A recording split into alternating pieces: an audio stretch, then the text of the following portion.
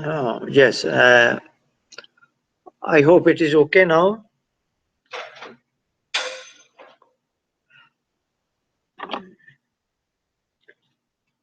Hello,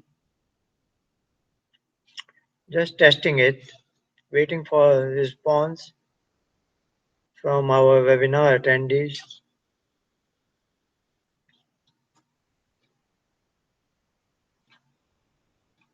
Is everything fine? Is the transmission okay?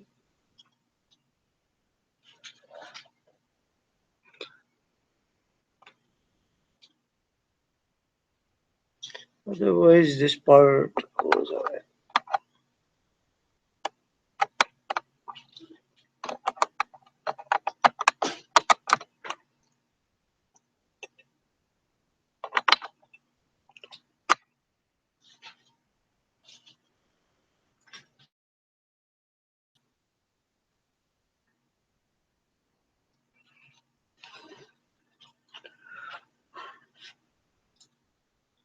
Hello, I have no response yet. Hello,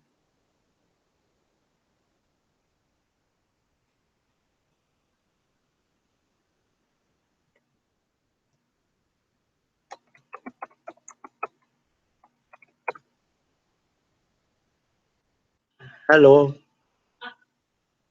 Is it okay? Yes, there is a response, but is it okay? Yes. Yes. Thank you. Thank you. So there is a confirmation. We can start with our welcome to the session number 12 of Patanjali Meditation 102. We are discussing Yoga Sutras. I would like to go to our slides.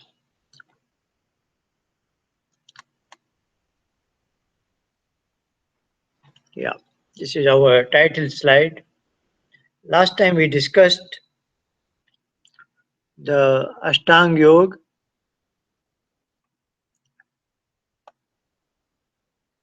These 8 limbs, and we said this is a inward journey. This is our interactions with others in the community and society, called Yam, which have 5 elements. We have discussed them. And Niyam is something I ought to do to myself. This is 24/7. And then when as a meditation practitioner, I intend to sit for meditation, then this is practice part, asana, disciplining the body, disciplining the breathing, pranayam.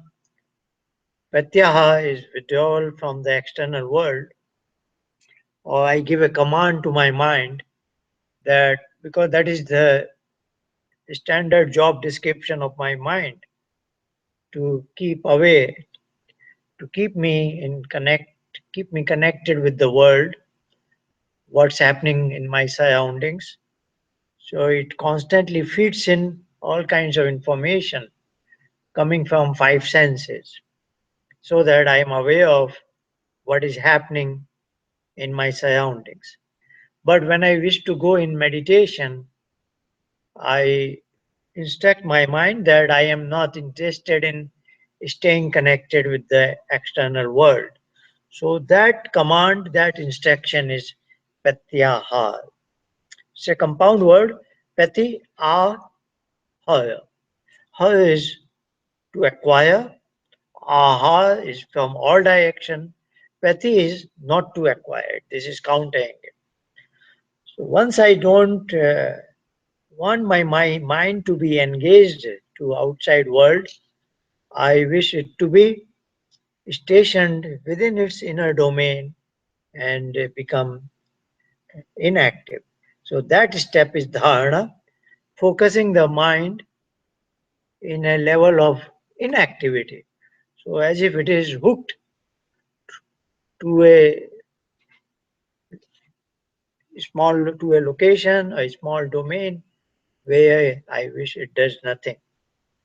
And doing nothing is mentally being blank is dhyan, meditation.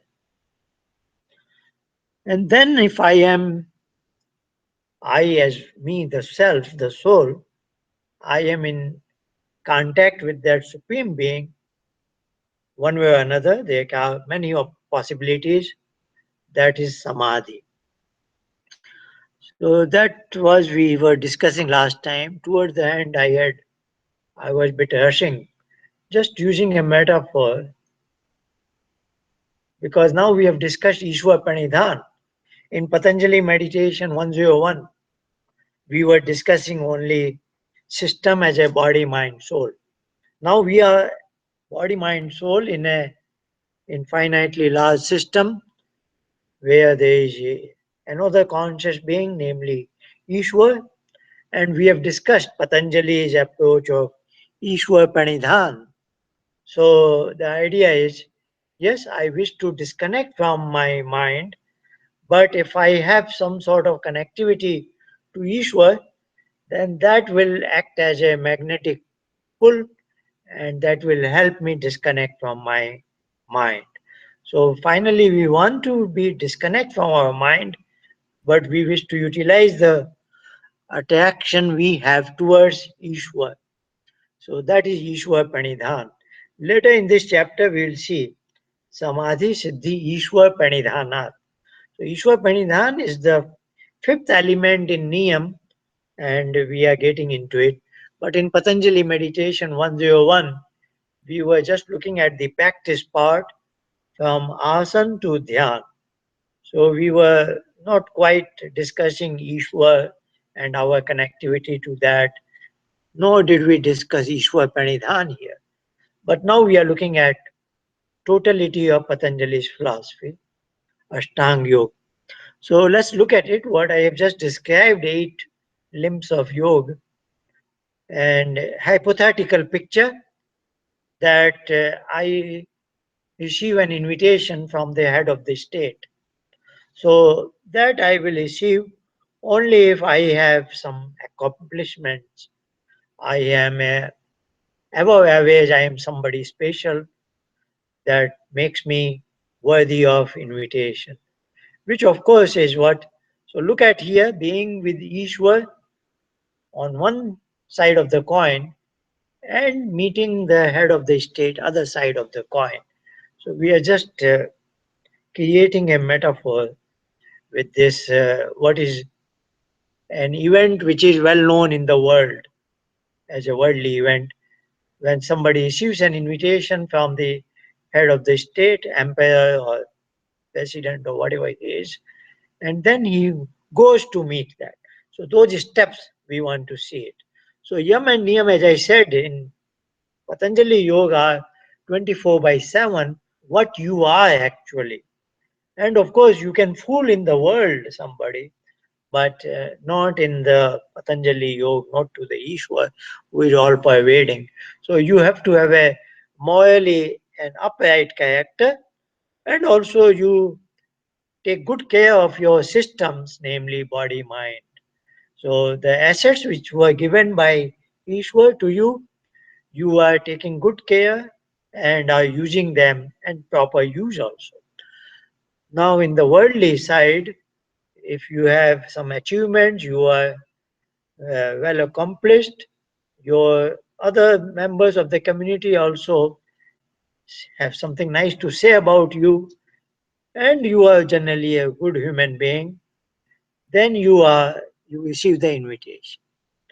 And then say you travel from some place to Washington DC,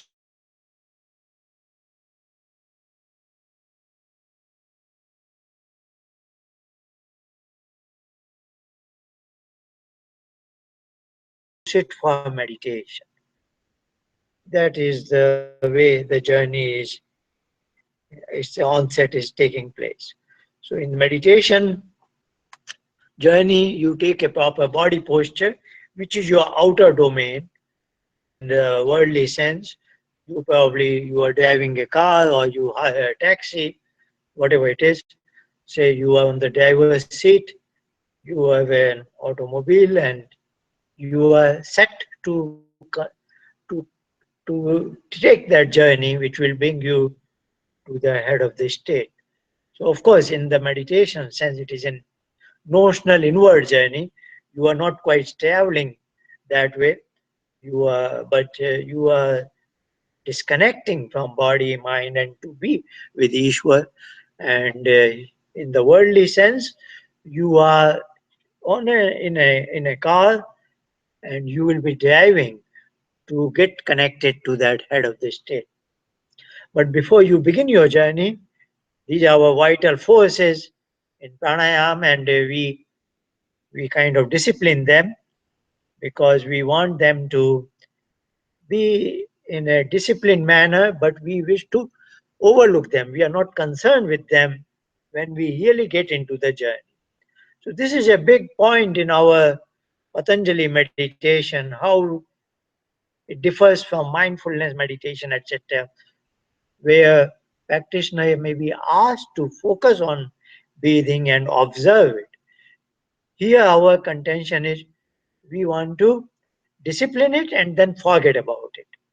So even when you are driving, you will, once you are on the driver's seat, you give a good look to all the essential things working, the wipers, this and that, the fuel gauge is fine, the battery, this and that, the all the gauges you see on the dashboard, you will give a quick look. But then when you are driving, you are not much concerned. You are relying that all the systems are going to work well. Now the Pratyaha, so we tell our mind, that is our closest instrument, that yes, your job description is the outer world, outer journey. But now when I want to be with Ishwar, I wish I don't need your help. Though I need your cooperation, then you don't get me into the outer world. So my journey is now towards Ishwar and not to what you are accustomed to. So you just stay quiet, something like that. So counterpart of that will be that I have chalked out previously in the previous night. I have seen the maps, etc. How I want to drive from my hotel to the White House. So certain things come in my mind. Look, I have come to Washington D.C. For a day. Maybe I should buy some gift for my daughter, my son, my wife, this and that.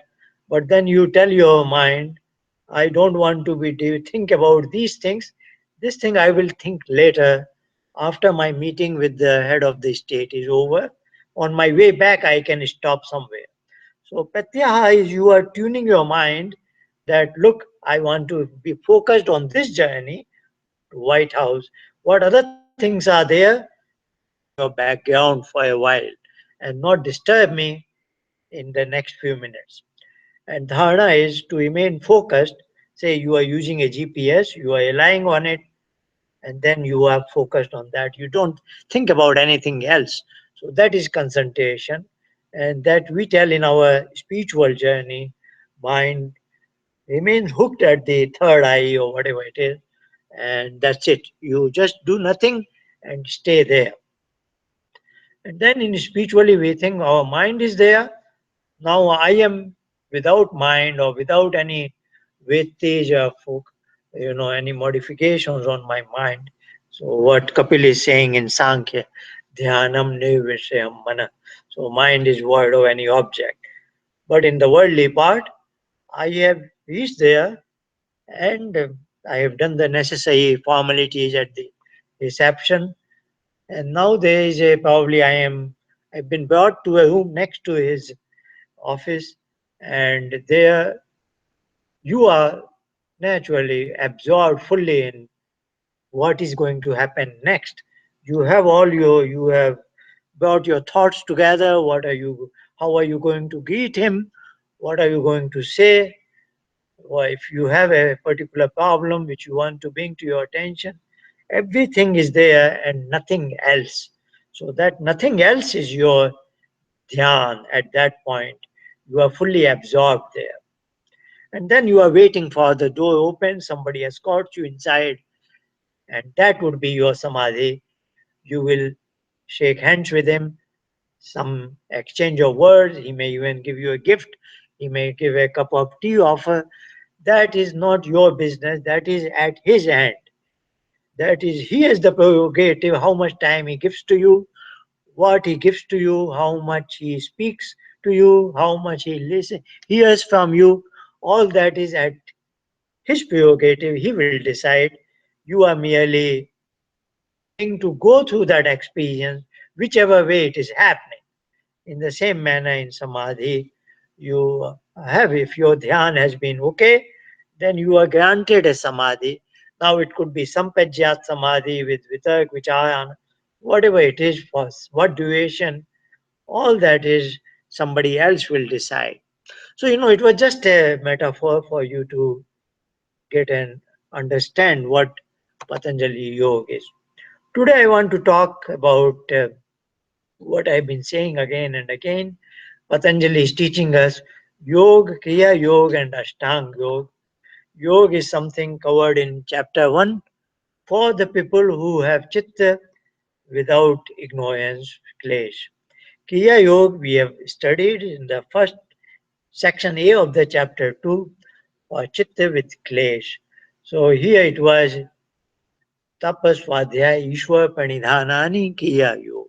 That's how chapter 2 begin. And then what is the purpose of kriya yoga? To get into samadhi path, which is the chapter 1, and also klesh tanukarna thascha, klesh, the ignorance is diminished. Then we have discussed what are the klesh, how is it diminished, pati pasao, and then if klesh is there, and what is the klesh doing? It causes all kinds of vittis and dhyan here. With the dhyan, with meditation, we can get rid of its, get the, minimize the effects of its klesh. So klesh is diminished by kriya yoga, and its effects in terms of modifications to mind, as long as it is existing in my mind, I take care of it through meditation. And if it is not done, then this klesh causes me to make certain efforts, karma brings its rewards in terms of sukh and dukh, and then common man goes after sukh, joy and pleasures of life. But then Patanjali is saying a wise person knows that even the so-called pleasures of life are eventually parinam taps sanskar. So they give as to Guk. Sarvam Vivekina. All that is Dukh actually.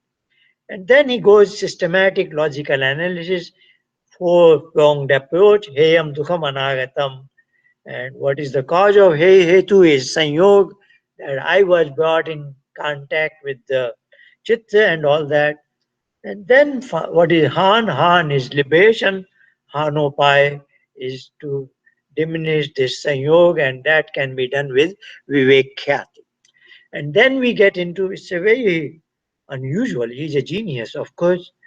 Just see the flow of all his book, which is 195 statement. Now here in particular, we are talking chapter 2, starting with Kriya Yoga, then Klesh, and Klesh gives rise to Karma, Karma gives rise to Karma Phal, which can be Sukh and Dukh. Then Viveki, the wise people tell us that even the so-called Sukh is actually Dukh. And then he gives into four-pronged approach and tells us that the wise thing is to get away from the union of me with the chitta, and that is what is cause of all that. And that can be done through experiential knowledge of me and my chitta, which is Vivek. And then, somehow it has come from Kriya Yoga to Ashtanga Yoga, and he's assuming and the kind of mind a layperson has, because the layperson required these logical arguments. So the klesh, so it is no more the person in category 2 now, because we are surviving with klesh, and klesh is giving rise to day sukh and dukh. So he has now said that now the person is Klesh has two so-called impurities, the Ashuddhi part, isn't it? Very strange. More I think, more I get very much what kind of genius was he? So the flow of the second chapter is the person has not heeded the advice of the wise people wherein and he's still going after the karmas of day-to-day life, and then he has now impurities in his mind, what is called ashuddhi. So now for this kind of person, Patanjali is teaching Ashtanga Yoga, but he's saying this Ashtanga Yoga in itself is a total prescription because it will go up to Vivek Khyati. So that is what he's guaranteeing. In Kriya Yoga, he was trying to say, Klesh will be diminished and you will be qualified to understand what chapter 1 is talking about. But in Ashtanga Yoga, he's not saying your Shuddhi will be removed and then you become qualified for Kriya Yoga and then you become qualified for Yoga. He is not taking that approach. He is saying Ashtanga Yoga is a total package for you. If you follow it properly, it will take you to Vivek Khyati. So I don't know how the highways are functioning. So this is Ashtanga Yoga. Okay, let's move on from here. I am just because I am trying to tell you a few things here. We are looking at a very big picture, and unfortunately, hundreds of books on yoga, they just talk statement by statement. They fail to understand Patanjali. They don't do justice to Patanjali, and they themselves probably don't know it. So they don't give it the big picture what all is happening. So I try to make a point that I share with you so that you have a total understanding of what Patanjali is, not just translation of Sanskrit into English or Hindi and this is what he said, this is what is the meaning. That doesn't give you a good understanding. So today I am talking now about going back to the chapter 1 where the statement was Ishwar Pranidhanadva. It started with Abhyas and Vairagya. You will remember it. So Yoga was Yog Chitta Vritti Niyodha, Vritti Sarupya Mitayatya, Tadadashtu Swarupa Avasthanam, so that if Chitta Vrittis are removed, you get to know yourself. Otherwise, Vritti Sarupyam, then Vittaya Panchataya Klishta Klishta. Then he says, Abhyas Vairagya Abhyam Tan Niyodha. Abhyas and Vairagya will help you achieve yoga. And then he says, Ishwar Pranidhanadva. So I am just bringing out this, not going into detail. And what is Ishwar Pranidhan? Then he devotes a couple of statements on Ishwar. And then he says Ishwar is known by the sound Pranav. Oh, this is the sound. And you will know it. Whole world will talk, will make this sound like there is a competition. Oh, they will go on long. You know, people are failing to understand what this sound Pranav is. That's the life we are leading. In today's world, even in I Samaj, if you come here, let's make Pranav Dhwani. What is it? They will sound for 20 minutes, 20 seconds, 50 seconds. They think longer you sound, longer you make, you are more Ishwar Pranidhan, you are close. They don't understand. Everything is natural. This is a Plut sound. Plut sound is very natural. I give a common example, Indian railway station. Chai. This is the Plut sound. Like I tell you, hi, when you are too close. If somebody is closer to me, very close friend of mine, or at a distance, I will say, hi. That is the Plut sound. Plut sound, the vowel becomes slight longish and is natural sound. It happens in day-to-day life. It cannot be unnatural sound. But the reason I am sharing with you is you are my first batch whom I am teaching Yoga Sutra. Buying the previous fall when we went in a very, it was a heavily loaded course. I don't think anybody understood much. So I am kind of repeating here, giving enough time and space to all of you. So those who are doing this course, please understand that everything in the world has gone out of mess. It is massive, especially when it comes to Patanjali Yoga. There is nobody who knows Patanjali, who knows Patanjali Yoga. They are giving lectures, talks, writing books, but I have yet to find a person or a single book who is doing justice to Patanjali. So, what I say, please take it seriously. Very important, and you have also some duty to how to propagate, how to diffuse the proper, correct knowledge, and not the wrong knowledge, at least block it somewhere, at least at your level. If not at the public level, you don't accept the wrong knowledge, isn't it? So Pranav is there. Now I'm talking about the next word, japa. So much confusion about japa. I told you I went to a family in Las Vegas. The lady told me, we wake up, both of us, husband and wife, we wake up early morning 5 and then we do Gayatri Japa. We hope your sleep will not be disturbed. I said, why? It will be nice for me to hear Gayatri Mantra early morning. So I was their guest. I wouldn't say I will be disturbed. I said, let me see what they do. And 5 in the morning, they start. It went on 45 minutes non-stop Om Bhuva Swaha recitation. That's what I will be doing today. Today I am going to tell you just at 6 o'clock in webinar I did Gayatri meditation. That's what I am going to do today from 8 o'clock onwards, isn't it? So what is jap? Jap is, I am not saying anything. This is Patanjali saying.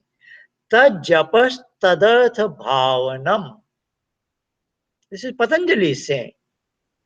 Tat here is for that. What is that? Pranav. He has already, in the previous statement, is Pranav is the sound. Sound is recited. How? Arth and Bhavanam. Arth Bhavan.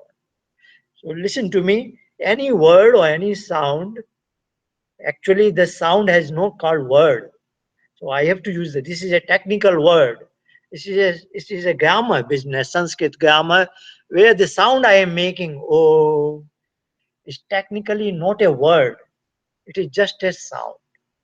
It is a very class apart out of billion of the sound which human beings make. This is a sound, but not to be treated as a word. This is a special sound because this is sound refers to that entity. All we have name. My name is Harishchandra. People, this is a word. Your name is this and that. These are words. But his name is this sound, not this word. This is technical term, isn't it? So otherwise he could have said Tasya Vachaka Om. He could have said it. He could have written Plutom, which is written here so many places. But he didn't write it. He said Tasya Vachaka Pranav. This is technical. But now I am using the term word. A word is called Shabda. It has a meaning called Artha. And then Patanjali is not saying get into the meaning of the word. He could have said that. He is saying Artha Bhavanam. He could have said Artha, but he has said Artha Bhavanam, which is essence of the meaning. So that's what we do symbolically in our third step of disciplining. We say, I will recite oh, but this will be gradually diminishing because we want to get lost into the essence of the meaning of this sound. So that is Ishwar, whatever it is in your mind. I like somehow the analogy of mother and child. But then she is not ordinary mother, she is cosmic mother. She is mother of everybody, even my mothers. So she is cosmic mother. Okay, in my worldly life, I did have a attack. I did have an affinity to my mother. She is no more in this world. But as a child, I imagine what was it to be in my mother's lap when I was a small child. Or when I say small child in the lap of a mother, I see their interrelationship, particularly from the child's perspective. How much child feels secured in his mother's lap, as if he has reached his final. I'm watching every day all this. And then I say, can I transport myself into her lap like that? That will be earth bhavana. When you have nothing in your mind, you are lost somewhere. Just imagine that a small child is lost in his mother's lap. Now he cannot say what is his feeling, but you have to feel his feeling and you have to transport yourself getting submerged into that feeling. That is jap. Now I couldn't tell that family that this is not your Gayatri jap. You have to do jap like this. But that's what is Patanjali teaching us, isn't it? So I hope you understand. Because in previous fall, I remember Sanjay was there, many people were there, and I was inviting questions. Somebody from Austin will ask once, then second time, what is jap? What is, because I was teaching jap, but not the way people think. This is jap. So that's why we say again and again, if your mind is active with worldly thoughts, you are not in the jap of Ishwar, isn't it? It's so simple. People don't understand, but I am honest. What else I will say? So that was Ishwar Pranidhan in Yoga, isn't it? The previous slide was Ishwar Pranidhan in Yoga. Today I am teaching you Ishwar Pranidhan in Kriya Yoga also. Tap Swadhyaya Ishwar Pranidhan. Ishwar Pranidhan is in Ashtanga Yoga also, because in Yam it is Short Santosh Tap Swadhyaya Ishwar Pranidhan. Now I am teaching you one after another. Ishwar Pranidhan in Yoga was jap of that dhvani, paidam dhvani, okay, which is tat japas tadayat bhav. Now the Ishwar Pranidhan in Ashtang Yoga, I am jumping the Kriya Yoga now, because some of us are I'm familiar with it, especially those who come to ISMA. I'm not criticizing anybody. I am. I have to do stop saying because I am in a. So nobody should get confused. Show you a website. What is happening? Oh, I get away from.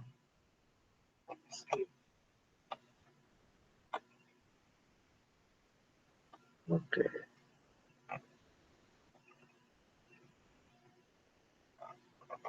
My friends in webinar, you must be watching me at this time, but no problem. I am trying to open a website because we are discussing the Ishwar Pranidhan related to Ashtanga Yoga. And what I am saying is Ishwar Pranidhan in Ashtanga Yoga has been packaged by our ancient rishis as Vedic Sandhya. That is something is very commonly known, and if you go into an Arya Samaj, that's what we do. So that I am not, I didn't make slides out of this. So I again go in the sharing mode. I want to screen share, and so that my friends in webinar can also see the what is Vedic Sandhya. Okay, so how did this happen? This should have been a bigger picture. Oh my God. Let me do again. I am again trying to do this. Or let me, picture is okay.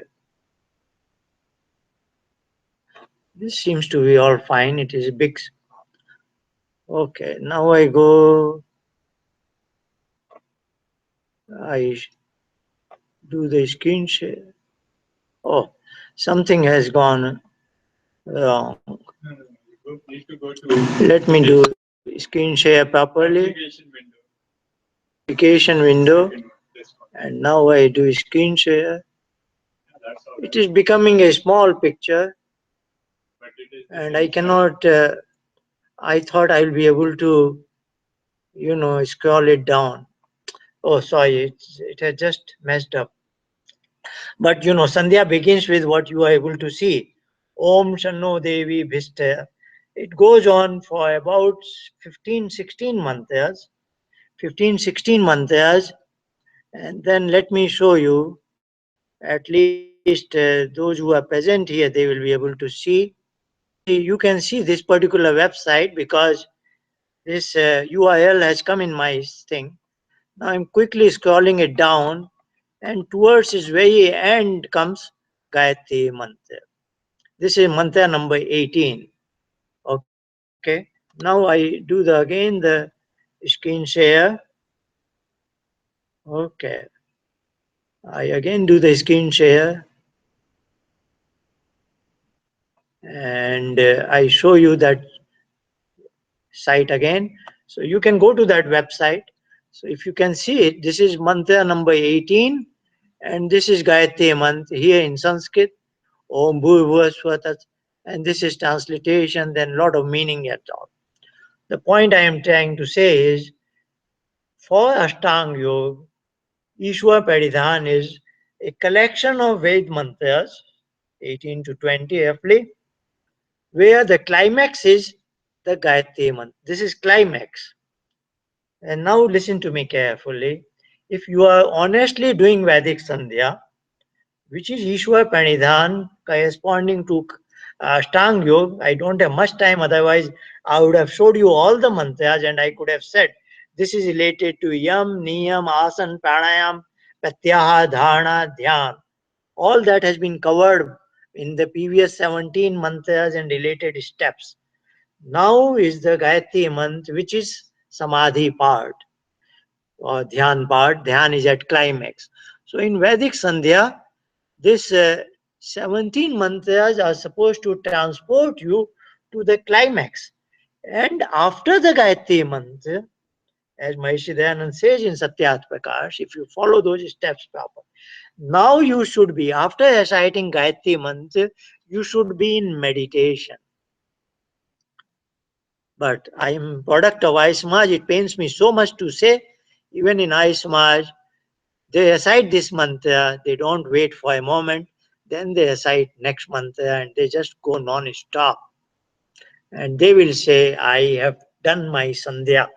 Sandhya word is Samyak Purvak Dhyan. Samyak means well performed meditation. If you have just recited those 20 mantras, when did you do the meditation?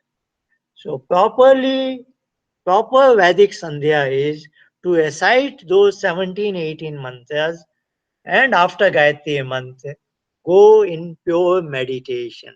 Maybe at least 5 minutes, isn't it? At least 5 minutes. But unfortunately, nobody in the world does it. Nobody in the world does it.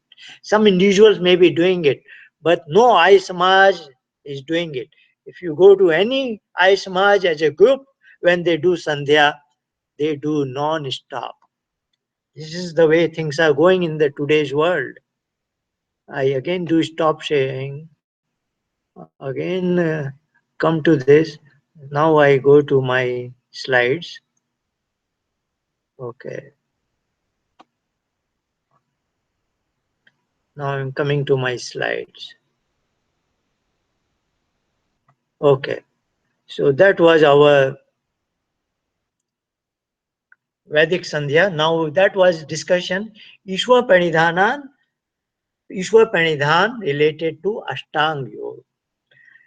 Then I have said all this recitation of the Gayatri mantra. And again, jap, you will be careful. Jap means what we have discussed 2 slides ago. Recitation of the Gayatri mantra. So that should have been done as a silent jap. Japas is tadat bhavanam, but they just recite it.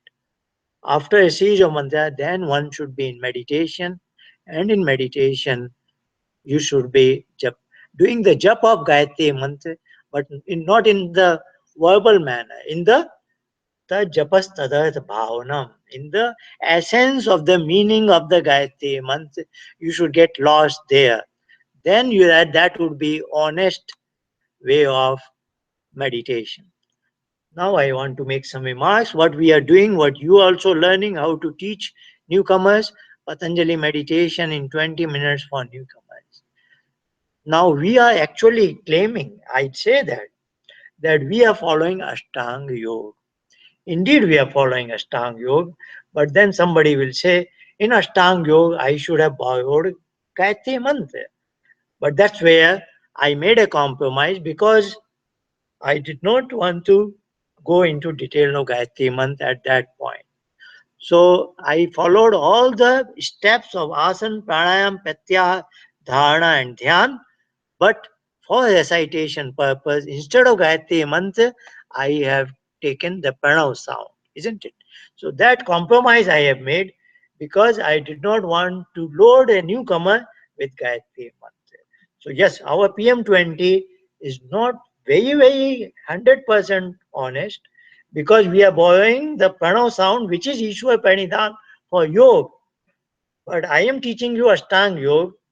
In Ashtanga Yoga, honestly speaking, I should have taught you the jap of Gayatri Mantra, but I borrowed Pranav sound just because I didn't want to load you with too many things. Okay, and now I am correcting all that because the time has come to correct all this so that at least you are aware of all this. Now we are talking what is the Ishwar Pranidhan for Kriya Yoga. You know, we have discussed a citation of Pranav in yoga, recitation of the whole Sandhya and then eventually Gayatri Mantra in Ashtanga Yoga. Now, natural question is, what is Ishwar Pranidhan to be done in Kriya Yoga? So, Kriya Yoga is almost exactly what we are doing, but recitation is of the Gayatri Mantra, isn't it? So, now we are doing the Ishwar Pranidhan. So, the mantra, if you look at only the words, for yoga, the word is only that Pranav sound. For Kriya Yoga, the word is Gayatri Mantra. For Ashtanga Yoga, the words are 20 mantras, but climax is Gayatri Mantra. Is that okay? So that is what, how much the baggage we need to carry in this journey. The journey is same finally. That part. So today we are learning how to do Kriya Yoga and its implicit Gayatri Mantra jap. That is what we are learning. And my personal belief is those who are attending this course, they don't have Ashuddhi in their mind, isn't it? Those who have come this far, I will say, even those who come to I Samaj, they are honest people. They are morally upright people. So we don't quite, it is not necessary to burden them with those 20 months. Indeed, Swami Dayananji is talking in Satyatmaka, third chapter, we should do the Gayatri Jap is the Sandhya. So that Gayatri Jap is corresponding to Kriya Yoga. So we are still following Patanjali. We consider ourselves slightly above average that we are entitled to follow the steps of Kriya Yoga. And what is the Jap for Kriya Yoga is Gayatri Mantra. That's what we will be doing today. I hope the picture is with you. So Kriya Yoga and Ashtang Yoga for newcomers. So I have sent you an email with the green color and all that, where we have announced to the public, you know, that anywhere in the world you can benefit from Patanjali's teachings, and we are giving them two options: Patanjali meditation in 20 minutes, as well as Gayatri Mantra in 30 minutes. We are giving two options. If somebody is comfortable with Gayatri Mantra, Savita Dev, and all that, you join us there. If somebody says, I don't want to get into all that, I am comfortable with body, mind, soul, then we give them the option of Patanjali meditation, 20 minutes. So as a teacher, potential teacher, future teacher, you should be aware of our approach and what we are doing here. So GM30, just giving a name. Finally, I don't want to have two names really. Already Patanjali meditation is a name for longest name for new people. I don't want to give, but we will look at it. Now we will be, once you know all this, we can discuss and your suggestions can come there. So Gayatri meditation 30 minutes. That's what I will show you now, which I did at 6 o'clock for webinar. So And this is Patanjali meditation, 20 minutes, which you have been, and you have all learned also how to teach it to newcomers. And now probably some of you will learn how to teach Gayatri meditation in 30 minutes to newcomers. Basically, they are same three steps as far as newcomers are concerned: body, disciplining body, breathing, and mind. Here we used to say we discipline mind by recitation of pranam sound in Patanjali meditation. Just in place of that, here we say we discipline our mind by reciting the Gayatri Mantra. Otherwise, there is not much difference. And since Gayatri Mantra is slightly longish, it takes longer. I have to give them the meaning because I want them to get lost into the essence of the meaning, which will take time. So they let them comprehend the meaning. So that instruction thing takes some time, 15 to 20 minutes. That's why there is additional 10 minutes here. Otherwise, this suggestion is same. Incoming thought wave is countered by instructing the mind with the pranav sound to stay blank. That is our standard instruction code word. Let me go fast. Now, since I have said so much yoga, kriya yoga, ashtanga yoga, a few words on Hatha yoga. You know, today if you go outside of this hall, yoga meaning Hatha yoga. People go to all kinds of hundreds of schools are there, yoga classes, including in ISMA Houston, Saturday 8 to 9:30 and Sunday 8 to 9. There is a yoga class. But if you come there, it is body exercise. They call it yoga class, but for you it should be very clear it is Hatha yoga. Please understand it. Throughout the world, it is Hatha yoga, what they call you.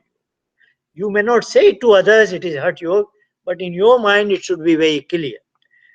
That is set of body exercises for health. This is to discipline mind. Not only that, eventually with calm mind, inactive mind, some spiritual experience. That's why I put a lot of plus here. It is an endless journey, isn't it? Spiritual experience, sampajat samadhi, transformation in mind, and so on. Many things are going to happen here. So just because there is a suffix of yoga here, it should not be confused. Now here I want to say, I have nothing wrong with the Hatha yoga. This is a set of body exercise. If you ask a person who is practicing Hatha yoga, he will say, I feel so nice. I am out of stress. I feel so calm. It brings me peace. They will say all that, isn't it? Let them say that. But if you ask another person who comes out of a gym, out of a workout, somebody coming out of swimming, somebody plays tennis, after his tennis game, 45, you ask him, what does it do to you? He will say more or less the same thing, isn't it? I feel so good. My stress is gone. I am relieved. I am physically energetic. This and that, which is, he's not lying. He is saying truthfully what he is feeling. Whatever he says doesn't differ from what a Hatha Yoga practitioner is saying, isn't it? It doesn't differ. That's why I will put all this in one group. So Hatha Yoga is one option for general public among hundreds of other aerobics. There are thousands of options. Somebody goes to a dance school and he says the same thing. All kinds of options are there. So to my students in Patanjali Meditation 102, I almost urge you with folded hands that Patanjali Yoga is here, Hatha Yoga. These are two different things. So much so, if one of you are practicing, yeah, that is my last slide. If you are practicing Hatha Yoga and if you want to do meditation, please don't mix them. If you do Hatha Yoga 8 to 9 in the morning, do meditation either much before 8, 7 o'clock or 9:30 or in the evening. Don't end Hatha Yoga and do Patanjali. Please don't do that. And if possible, not at the same place. Space and time totally different. So that you in your mind it shouldn't come that this has some relationship with this.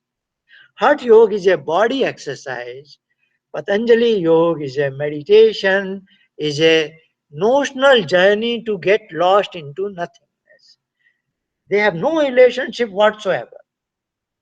And if you are a teacher, some of you may be teaching Hatha Yoga, isn't it? If you are teaching Hatha Yoga, please in that class don't do meditation. Don't do meditation. I know even I am invited here many times. This is Hatha Yoga class, and people say, please teach meditation. I cannot deny that. But if you are a teacher, you are in full control of that class. You define it. This is Hatha Yoga class. This is not meditation. Yes, I will teach meditation separately. There is 20 minutes, 30-minute class. That will be separately at a different time, possibly at a different place. Because there is already so much confusion, isn't it?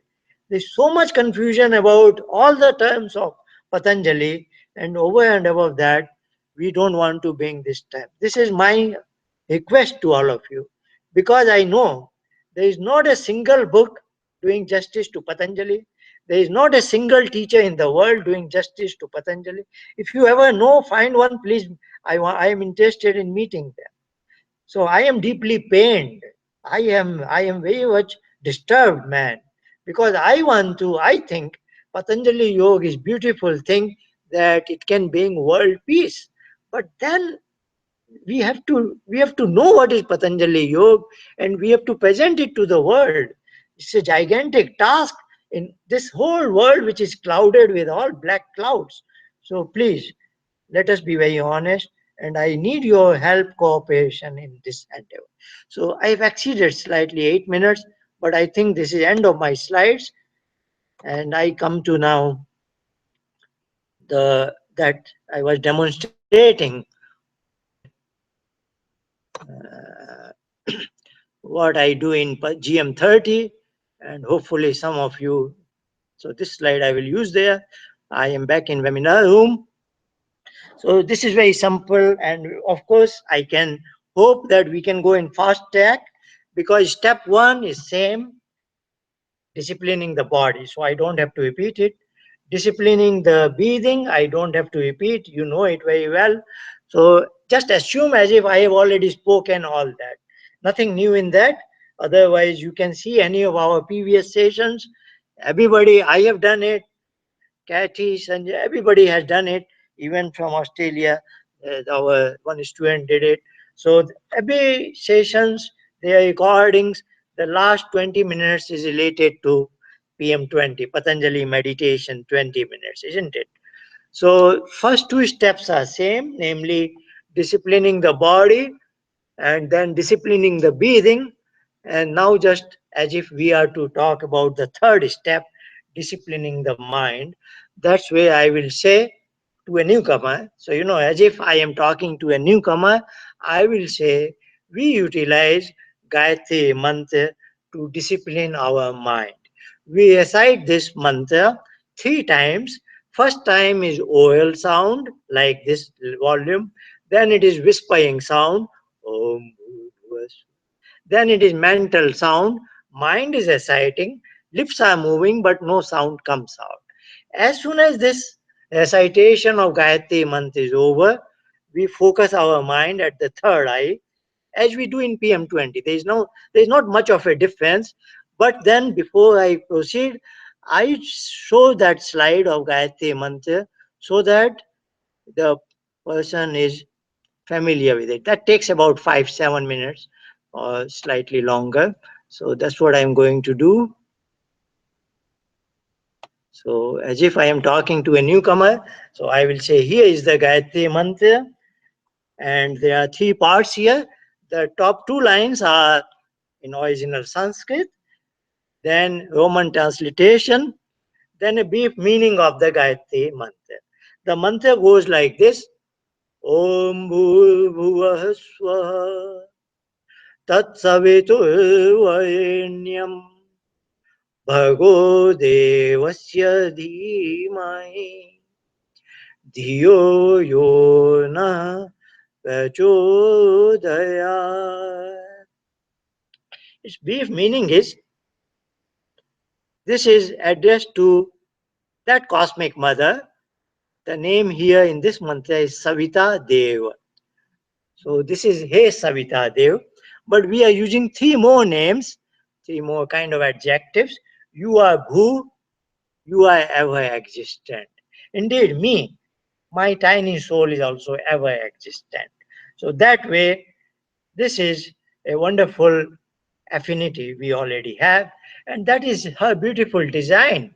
When she has sent me into this world, the most basic instinct is survival instinct.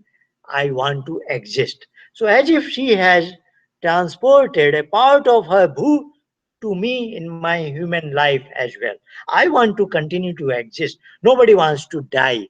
So, that is what it is. Bhua means you are untouched from any pain and suffering, and you are so kind enough, you have given that tendency to me also. Even as a child, I hadn't gone to school, etc. But if there was something painful, I would get removed. I will remove my finger from that. So we have that instinct that I don't want to be touched by any pain and I want to get away from it. You are swa, you are permanently in saturated state of blissfulness. And indeed, that's our nature. I want to make my life happier, better. I want to improve the quality of my life. And I have gone through all the experiences of world, but today somebody has motivated me. I want to be with you. Being with you will give me a taste of that blissfulness. So, with that objective in mind, I want to be in meditation because it has been told to me that if I want to be with you, I must disconnect from the world and from the mind. I cannot be with the mind as well as with you. So, I have to disconnect from the mind, and that means my mind should be blank, empty, and that's what meditation is. So if I am in meditation, then only I am likely to be with you. And that inward journey is not that bad. It's not there full darkness. There is a lot of light is there. What is that light? That light is bharga.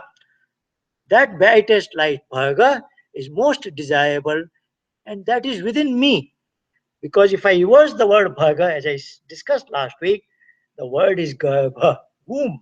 So where that tiny shell I am in, I always talk about that thumb in the fist. Imagine that tiny shell where I am residing, and the closest envelope of mine is that brightest light of yours. If it is so close and if it is so bright, why don't I see it?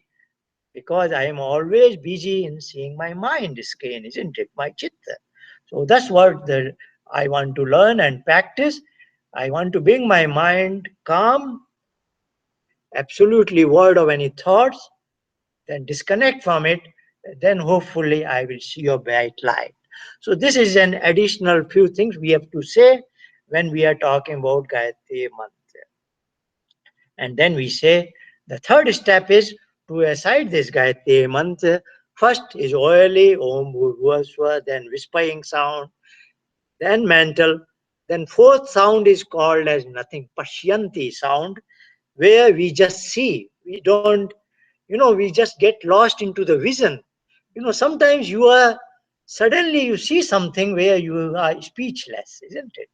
Just imagine that sort of a state. So that's what we want to get lost into. So after the recitation, after the disciplining our breathing, we recite it, we focus our mind. Let me go again into the webinar room. We have seen the Gayatri Mantra now. So what we are saying to a newcomer is after reciting the Gayatri Mantra, just like that Pranav sound, now focus your mind. Insist your mind is void of thoughts, is settled here, that is his location, that's where he should get hooked so that he doesn't move around. And once you are ensured that your mind is settled there, you observe in your upper forehead. Previously, we used to say in PM20, look for the sky, look a bird watching, flying, getting vanished, or you walk into a cave. These were our prototypes. But in GM30, in Gayatri meditation, we say, look for a bright light, isn't it? That's what Bharga is. So we want to be commensurate to the meaning of the Gayatri mantra. We say, with your eyes closed, look into your upper forehead and seek out that bright light. If there is anything else coming, particularly a thought wave is coming, instruct your mind with that same code word. That's the only difference. Basically, there is not much difference between PM20 and GM30. Instead of Pranav sound, we are relying on the Gayatri mantra. Give its meaning briefly, not big philosophical meaning, and ask the practitioner to observe bright light. So we are now at 817. Now we will tell the newcomer, we have understood the three steps, let us implement them together. So I will set an alarm for 8:30 Central Time.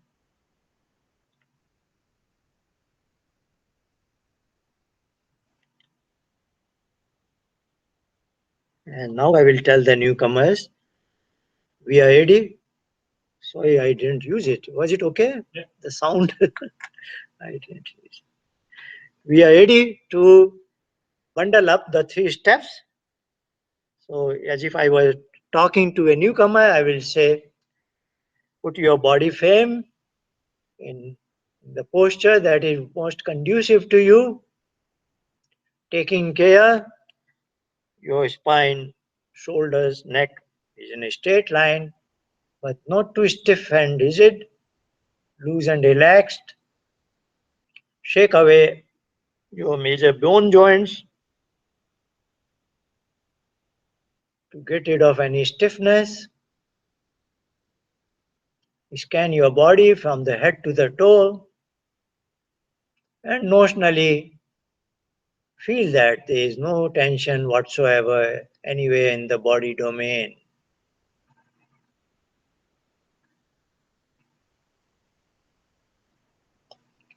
Soften your eyes and eyelids. There may be a gentle smile on your face. We are done with the step one. Now we begin three steps, three cycles of deep breathing. This is step number two. Let's begin it. Deep breathe out.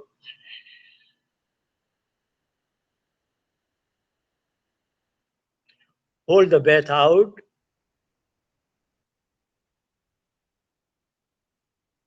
Deep breathe in. Hold the breath within.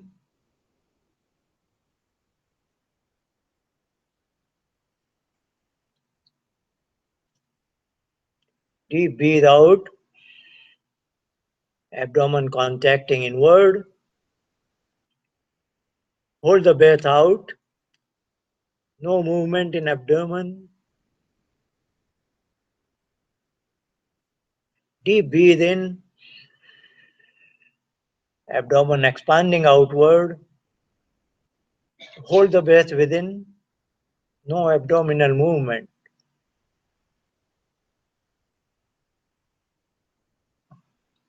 Third and final cycle. Deep breathe out.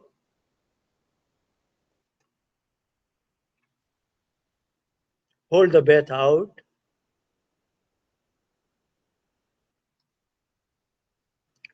Deep breathe in.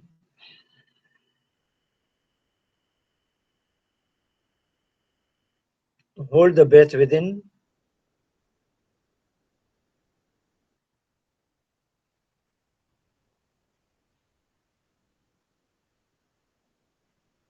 That was our second step to discipline our breathing. We take a pause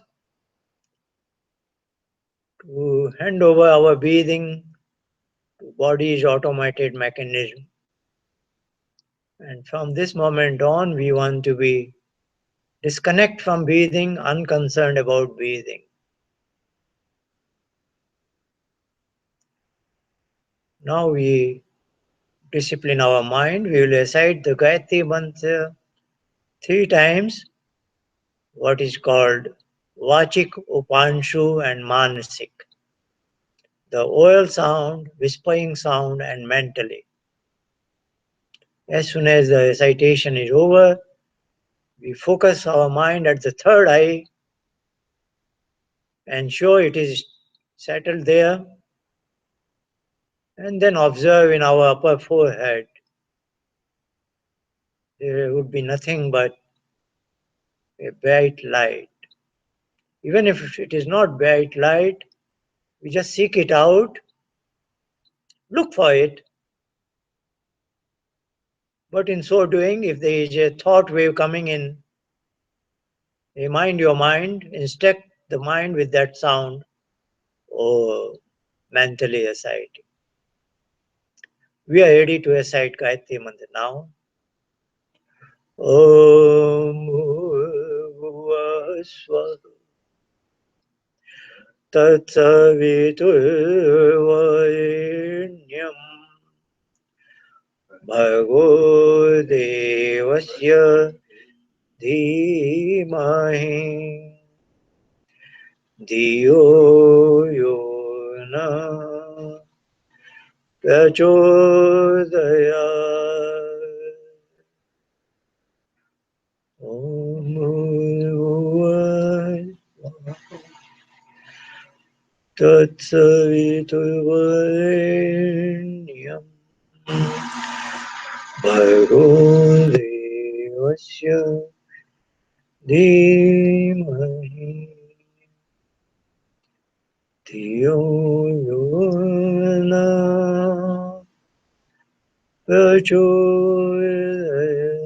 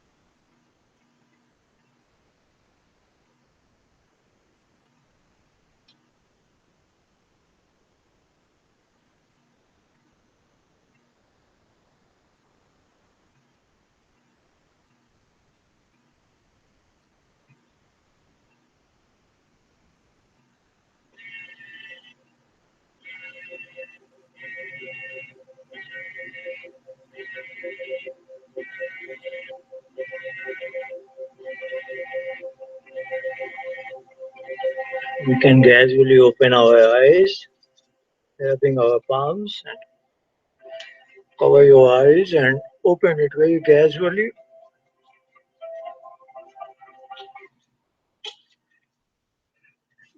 So that was our 30 minutes of Gayatri meditation. It should become your daily practice. Otherwise, we will do it, of course, every week. See you next week.